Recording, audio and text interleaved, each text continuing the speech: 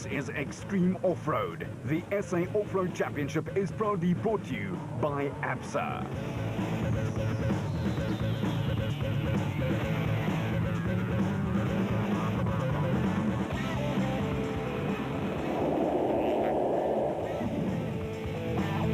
The second round of the ABSA Off-Road Championship happens in KwaZulu-Natal this weekend, when the Nissan Sugarbelt 400 will make the sugarcane shake in the Natal Midlands. And even though the all-new super production class winners of the first race in the series, the Nissan Dealer 400, was the team of Hannes Grobler and Francois Jordan in a Nissan Navara, the battle lines have been drawn. The Nissan team, under the capable and proven leadership of Glenn Hall, have notched up an unprecedented 5 consecutive championship titles, and they're looking for a full score in cricket.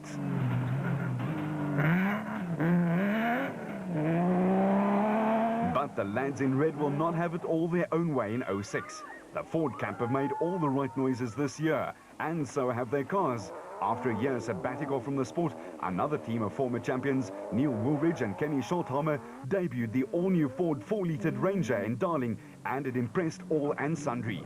The pairing nabbed second spot.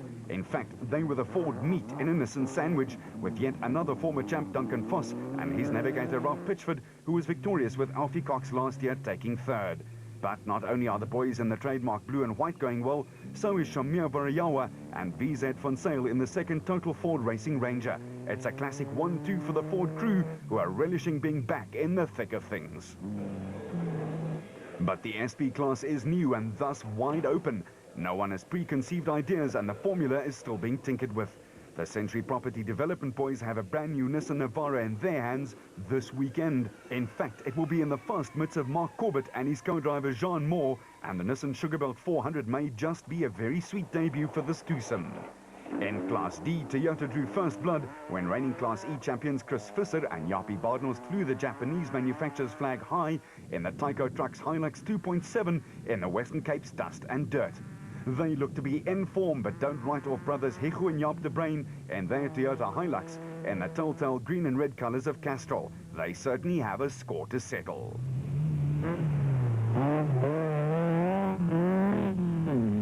Another Toyota, this time the Bosel Hilux of Cliff and Louis Weichelt, line up with distinct chances of victory, while the BP Auto entries of another sibling pair, Yuri and Andre Duplessis, and Arnold Duplessis and Johan Knox, will provide a stern test. The Golden Ray Sonics car with Kutsiela Beskachny at the steering and Johan Gerber with the instructions in hand will also make it an interesting battle for supremacy. Still in Class D, and if there were a few pregnant pauses in the cockpit of the Sandown Motors Mitsubishi Pajero during their jaunt in the Western Cape, which was cut short due to technical failure, it was because driver Ann Evans' partner Caroline Jooster was pregnant, that is. So Evans is looking for another nav. Will she find one who won't fall pregnant? Line up, gentlemen, please. To Class E, where 4 rivals, Nissan, Toyota, Ford and newcomer Mahindra will draw a line in the sand. Brian Martin and Oki Fourie won in the Cape in their Toyota Hilux, but they'll be keeping a wary eye on the 05 Class D champion Manfred Schroeder and Ward Huxtable in their big and impressive sounding Ford Racing Ranger.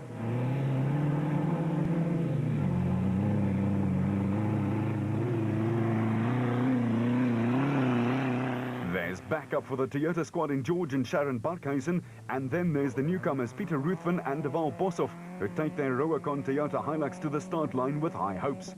Former quickman on the track, Fabio Tafani, will be pointed in the right direction by Nav Mike Barron in their Club Refrigeration Hilux, while Jaco Swanepoel has the blessing of Graham Bishop, who's in the car with him. Both the latter teams got their cars to the finish line in the Cape on debut, so they know what it takes now for the next level.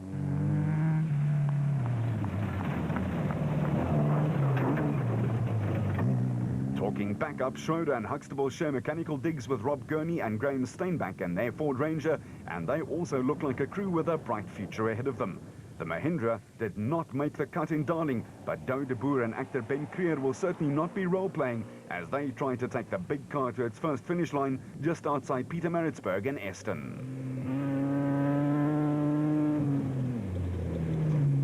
In Class F, they're expected to have a gloves-off battle as the brothers Mark and Stuart Moffat in the Bosel Landy will be arm wrestling the 2 Kopanong Hotel Super Team cars of Andre Botha and Richard Carolyn. They're in the Chevy, and Chris Fick and Herman de Villiers will be in another Land Rover, this one all black.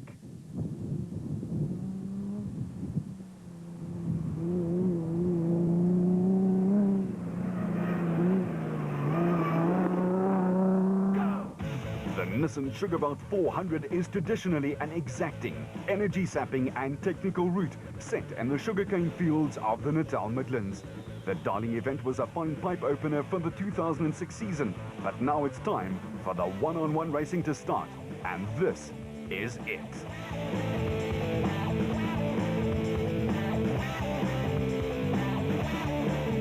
After just one round for the production vehicles, and it's Grobler and Jordan who earned a full 25 points from their first win in '06. The big Ford SP was second, and Visser at Badenhorst upset some of the bigger name teams by taking a fine fifth. The top 10, though, is bound to look very different after the second round's racing.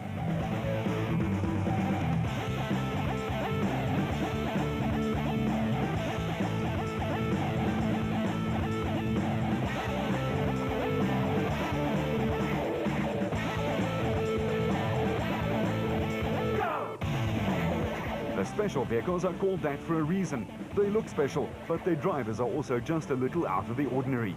These rubber ball-like cars with their space buggy appearances and phenomenal sound always provide spectacular racing, and it will be exactly the same in KwaZulu-Natal. The event, which will again be based at the Eston Club just outside Maritzburg, will wait with bated breath as the Class A cars start making their way round to the finish line on day 1 and day 2. The first round was a triumph for the Lone Ranger Brandon Harkis, who in the motorized single-seater stole the show, placed in the top 5 and won Class A handsomely. However, the Nissan Sugarbelt 400 is demanding, and having to do both the driving and navigational duties will be a tough ask there. The race also favors teams who take a cautious approach early on, so that may very well be the key to winning in KZN. Still, Harkis will no doubt be a crowd and sentimental favorite, all on his own some lonesome. Add to that the fact that he's become a daughter richer, and there's just a little extra incentive there. The reigning champions Terence Marsh and the man with the presidential surname Mike Whitehouse in the Nashua Mobile Bat will be the team to watch. Gary Berthold and Henry Kirstein in their Atlas Copco Bat, and Harkis' teammate Evan Hutchison and his nav Achim Bergman in their motorized Bat will be in the fray, boots and all. And don't forget, there's also the current SA champ Alfie Cox and his co Henny ter Steege also in a motorized Bat, and you can tell that it's going to be one heck of a scrap.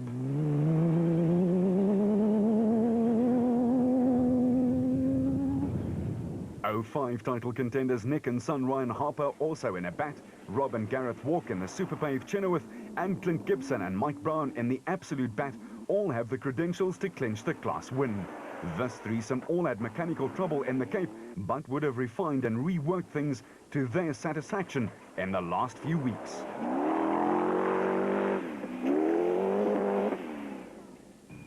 There were several teams that did not make it to the start line in Darling. Crews such as Hadman and Bertha Sulwald, Karl-Heinz Sulwald here soloing, and Paul Helberg, both cars flying the Sulwald Transport banner.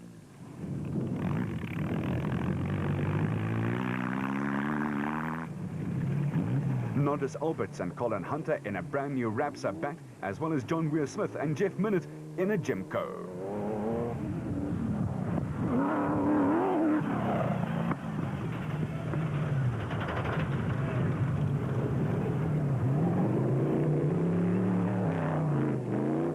John Moore and Ashley Thorne in the Koloi Chev Chenoweth were an impressive fourth in the Western Cape, and Giel Nel and Johan Smolberger look as though they could weld into a useful combination in the Bozel Luke Truggy. Given the severity of the Sugarbelt route and the vagaries of motor racing, this is one event where one would fancy these crews who adopt a softly catchy monkey approach to outscore the brigade of chargers.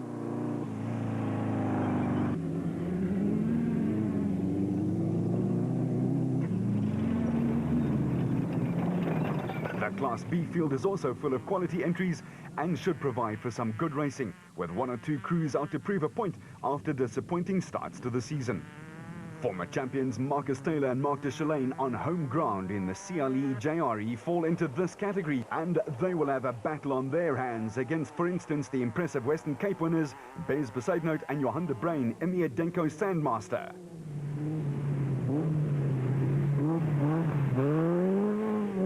And don't forget Ernest Corbett and Warwick Goosen in the Century Property Developments Bat.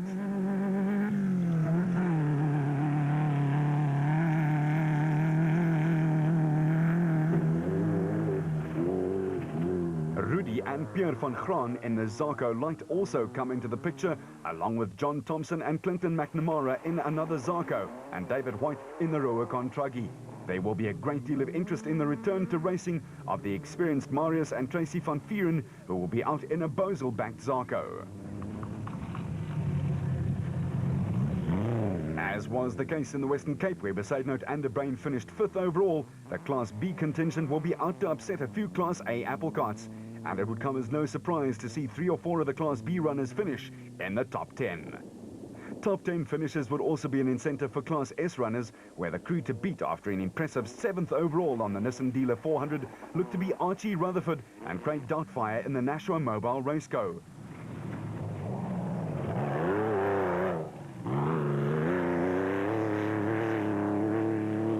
Reigning champions Richard Schilling and Chris Davies and the Plastotech Nissan will want to get their season back on track after a disappointing first outing, with years of experience their biggest weapon.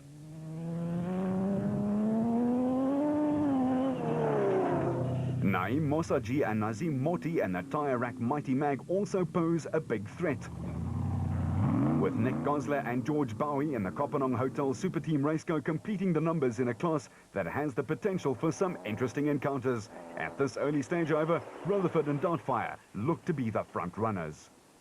There's no doubt that the racing will be tough, uncompromising and downright hard. The Nissan Sugarbelt 400 always promises that and delivers too. We'll be there with every turn of the wheel, and that means that you will get inside skinny on all of the action, exclusively right here on Supersport. As they head into KZN, the special vehicle category has been perfectly set up. Harkus leads by 6, but the reigning champion Marsh and Whitehouse are scrappers of note. Watch out for Corbett and Goosen's bat, but then again, the win can come from someone who's not even there, such as Cox and Ter Stege. The Nissan Sugarbelt Prologue is over 40 Ks at 1 on Friday, and then it's hell for leather with more than 8 hours worth of racing awaiting crews. Until next time, you keep it on the road, we'll keep it off-road.